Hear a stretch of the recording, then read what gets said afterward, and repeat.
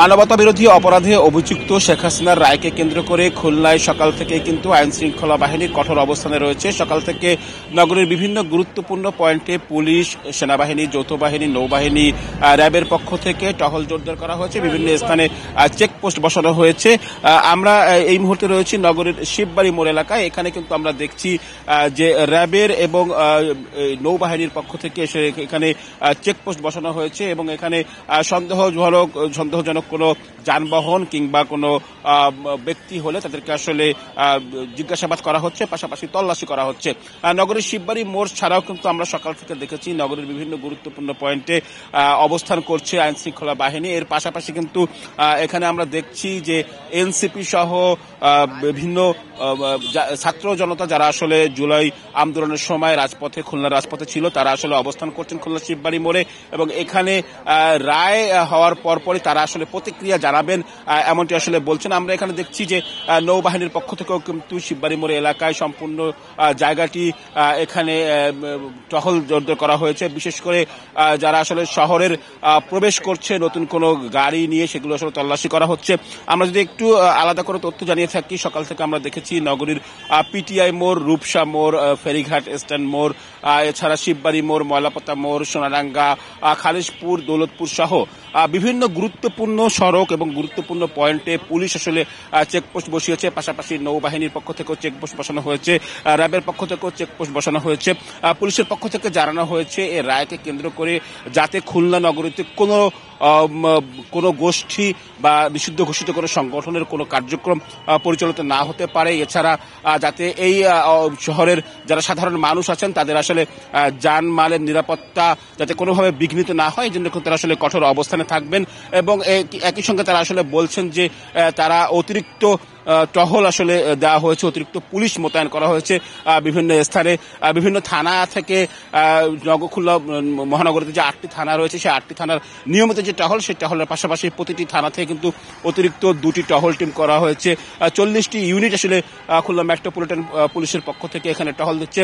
আমরা যদি একটু আলাদা করে বলতে চাই যে সকাল থেকে এই আইন শৃঙ্খলা বাহিনীর এই কঠোর অবস্থানের ফলে আমরা কিন্তু কোনো রকম কোনো অপ্রীতিকর কোনো ঘটনার খবর আমরা আসলে জানতে পারিনি। কোথাও আসলে অপ্রীতিকর কোনো ঘটনা এখন পর্যন্ত আমাদের খবরে আসেনি বা পুলিশের পক্ষ থেকে বা অন্য কোনো আইন শৃঙ্খলা বাহিনীর পক্ষ থেকেও কিন্তু জানানো হয়নি।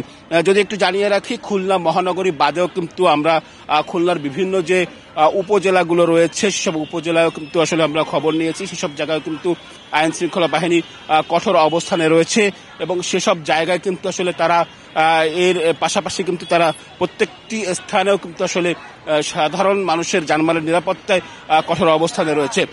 এখানে আমরা দেখছি যারা খুলনায় এনসিপির সংগঠনের বিভিন্ন নেতারা সহ জুলাই আন্দোলনের সময় যারা খুলনার রাজপথে ছিলেন, তারা আসলে অবস্থান করছেন এবং তারা স্লোগান দিচ্ছেন এবং তারা আসলে বলছেন যে এই রায়কে কেন্দ্র করে তারা প্রতিক্রিয়া জানাবেন এবং নিষিদ্ধ ঘোষিত কোনো সংগঠনের কোনো কার্যক্রম যাতে এখানে না হয় সেটির ব্যাপারেও কিন্তু তারা আসলে সজাগ রয়েছেন। এর পাশাপাশি কিন্তু আমরা দেখেছি অন্যান্য রাজনৈতিক সংগঠনগুলোও কিন্তু তারা প্রতিক্রিয়া জানাবেন।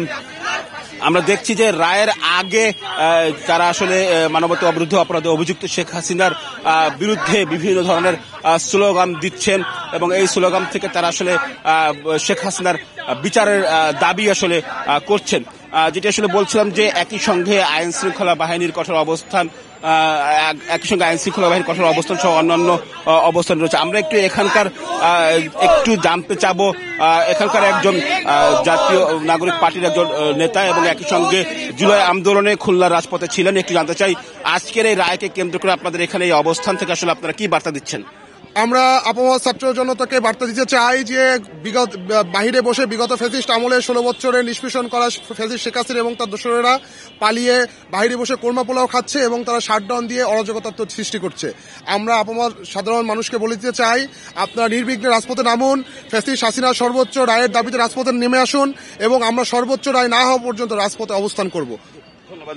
যেমনটা শুনছিলেন, এখানে আসলে যারা জুলাই আন্দোলনে খুলনা রাজপথে ছিলেন তারা আসলে বলছেন যে রায়ের জন্য তারা আসলে অপেক্ষা করছেন এবং এই রায় থেকে আসলে তারা এই রায়ের প্রতিক্রিয়া জানাবেন এবং তারা শেখ হাসিনার সর্বোচ্চ শাস্তি আসলে দাবি করেছেন। যেমনটি আসলে বলছিলাম যে খুলনায় কিন্তু আইন শৃঙ্খলা বাহিনীর কঠোর অবস্থান, একই সঙ্গে এই রাজনৈতিক দলগুলোর যে অবস্থান, সব মিলিয়ে খুলনায় কিন্তু একেবারে কঠোর একটি অবস্থান রয়েছে। এছাড়া যদি আমরা একটু বলি যে খুলনায় সাধারণ যে জনগণের চলাচল, খুলনা শহরের পরিস্থিতি, এটি কিন্তু একেবারে স্বাভাবিক রয়েছে। অর্থাৎ এই রায়কে কেন্দ্র করে নিষিদ্ধ ঘোষিত সংগঠন আওয়ামী লীগের পক্ষ থেকে যে শাটডাউন কর্মসূচি দেওয়া হচ্ছে, তার কোনো প্রভাব কিন্তু খুলনাতে নেই। খুলনাতে আমরা দেখছি একেবারেই স্বাভাবিক পরিস্থিতি রয়েছে, যানবাহন চলাচল স্বাভাবিক রয়েছে। এর পাশাপাশি কিন্তু স্কুল কলেজও কিন্তু আসলে খোলা রয়েছে। আমরা সেসব জায়গায় দেখেছি দূরপাল্লার বিভিন্ন যানবাহনও যাতায়াত করে দেখেছি। তো আমার কাছে এই ছিল খুলনা থেকে শেখ হাসিনা রায়কে কেন্দ্র করে যে আইন শৃঙ্খলা বাহিনীর অবস্থান এবং অন্যান্য পরিস্থিতির সবশেষ খবর।